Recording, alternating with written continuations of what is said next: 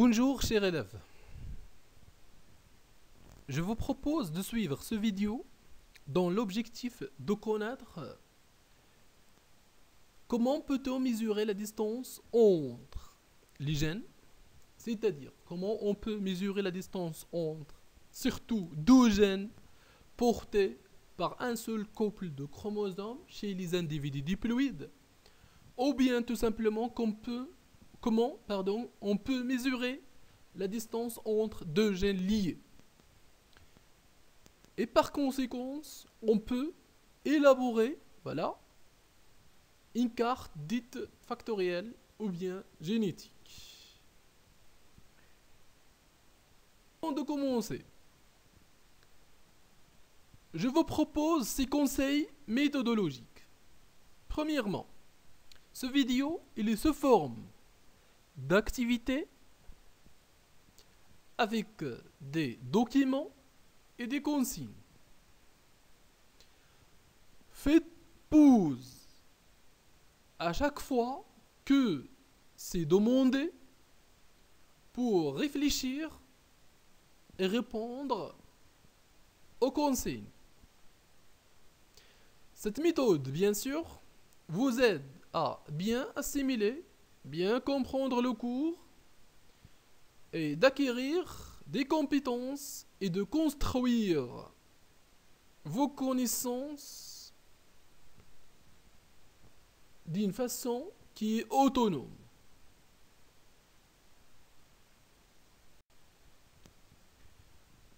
On commence toujours avec l'introduction, puis on passe à l'activité et on termine avec un exercice d'application. Passons maintenant à l'introduction. Donc suivez avec moi. Les travaux de Morgan, c'est un chercheur, et ses collègues ont permis de réaliser les premières cartes factorielles en 1913. Mais la question qui se pose, qu'est-ce que c'est qu'une carte génétique ou bien une carte factorielle?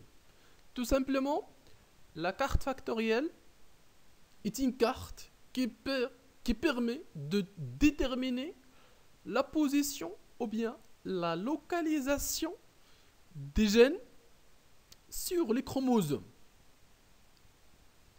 Bien sûr, cette introduction nous pousse à poser pas mal de questionnements. Et parmi ces questions, comment on peut calculer la distance entre les gènes et par conséquent, on peut réaliser la carte factorielle. Donc, on va essayer à répondre à ces questions à travers l'activité suivante. Activité numéro 1. Morgan avait admis que plus deux gènes sont éloignés, espacés l'un de l'autre, plus le taux de recombinaison ou bien le pourcentage de crossing over est élevé. C'est-à-dire, plus de gènes sont éloignés, plus le pourcentage de la somme des nouveaux phénotypes est élevé. Et plus le taux de recombinaison est faible, plus les deux gènes étudiés sont rapprochés. Exemple, vous avez là un tableau qui est formé de deux lignes et deux colonnes et à travers lequel on va bien sûr, on va essayer à comprendre la première introduction de cette activité. Donc, dans ce tableau, vous avez deux tests Kruse. Donc, on va étudier test par test. Commençons par le test numéro 1. Test Kruse numéro 1. Une drosophile de race hybride de génération F1 à antenne normale et corps gris avec une autre de race pure, avec antenne courte et corps et bone. Donc c'est un test cross dont l'objectif, vous savez bien, l'objectif de ce test, c'est de savoir est-ce que les deux gènes étudiés sont liés ou bien non liés. Ce test donne des résultats statistiques, avec ce croisement donne les résultats statistiques suivants. Donc ce croisement a donné 70% phénotype parental et 30% phénotype recombiné.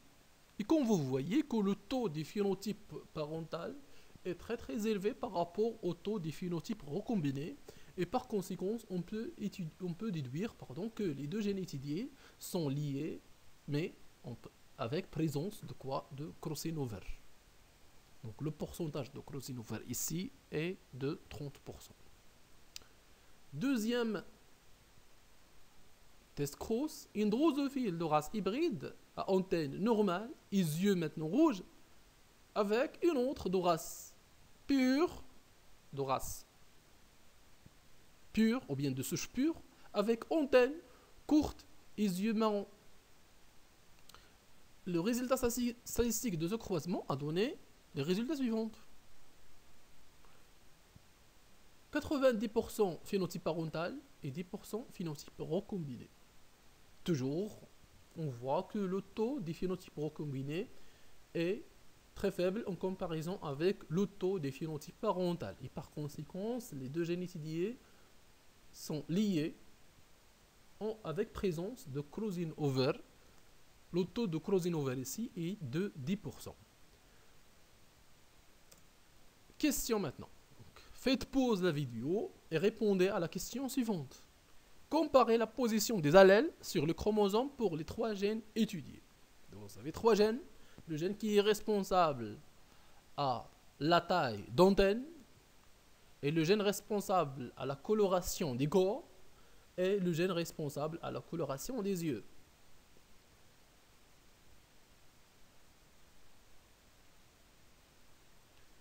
On passe à la corriger maintenant.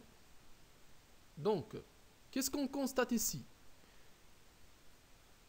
Donc, ici, le taux de crossing over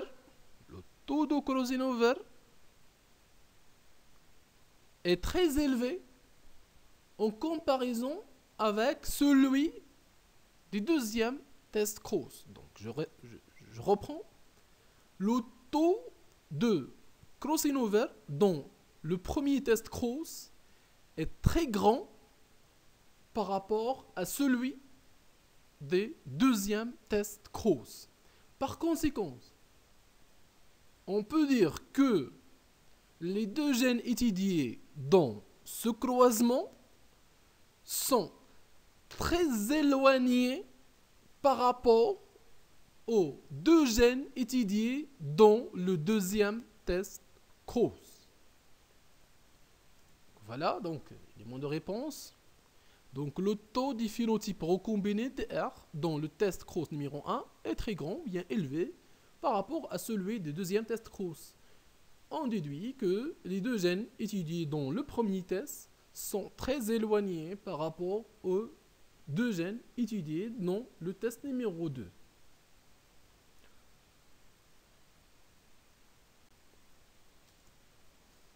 Donc, l'idée d'une liaison entre le pourcentage de crossing over et la distance entre les gènes est née en 1913 par Morgan et ses collègues.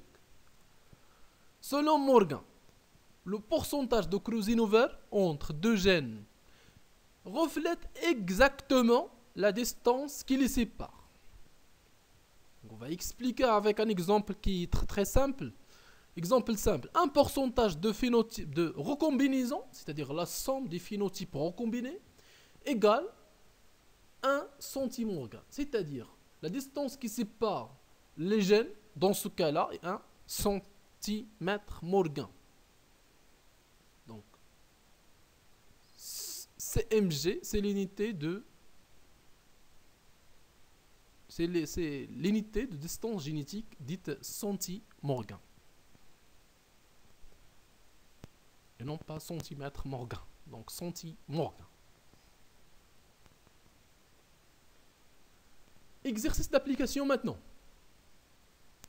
En se servant des résultats de l'exercice de complément de cours numéro 2, donc vous avez le complément de cours numéro 2, il est partagé dans le groupe WhatsApp. Et on a déjà, bien sûr, traité ce complément de cours. Et on a répondu, bien sûr, aux différentes questions qui se trouvent dans ce complément.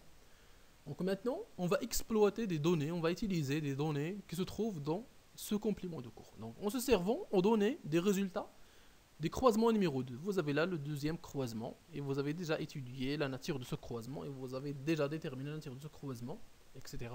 Donc on va utiliser ce croisement pour répondre à ces questions.